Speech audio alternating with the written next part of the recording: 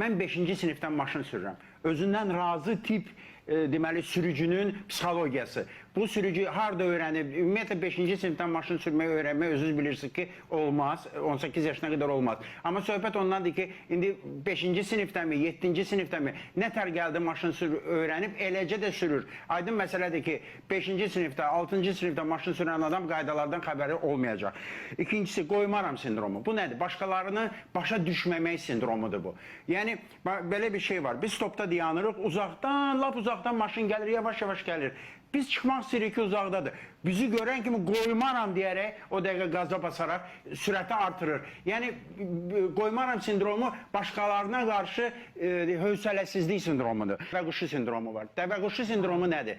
Dəvəquşu, bəzi sürücülər elə bilirlər ki, əgər onlar xatanı görmürlərsə, deməli, hadisə ola bilməz.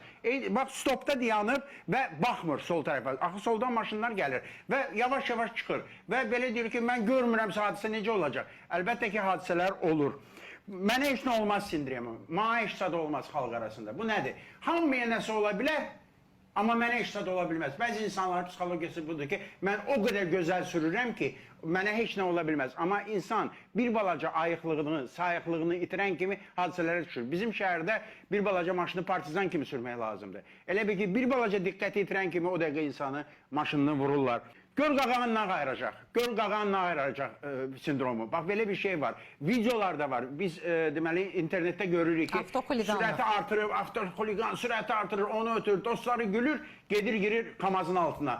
Bax, belə bir sindrom var. Görmürsünüz, mən gəlirəm sindromu, bəzi hamıdan getmir söhbət, amma bəzi bahalı maşının sürücüləri, bahalı nömrəsi olan sürücülərə xasdır ki, deməli, görmürsünüz mən gəlirəm, elə mənim maşınımın bahalılığı ona deyir ki, qanunlar mənim üçündür. Hamıya aid deyil, amma belələri var. Və axırıncı sindrom, mənim itirəcəyim bir şey yoxdur. Yəni, bu hansı sürücülərə aiddir? Tez-tez maşını dəyən sürücülərə. Yəqin ki, siz də yollarda doğrul mənim görmürsünüz ki, şpaklovkalı maşınlar var. Heç rəhləmirlər də. Niyə? O qədər tez-tez qəzalara düşürlər ki, bilirlər ki, yarım aydan sonra yenə dəyəcək. Və fikirləşir ki, mənim maşınım dəyirsə, onlar məndən artıqdır, nə olasın?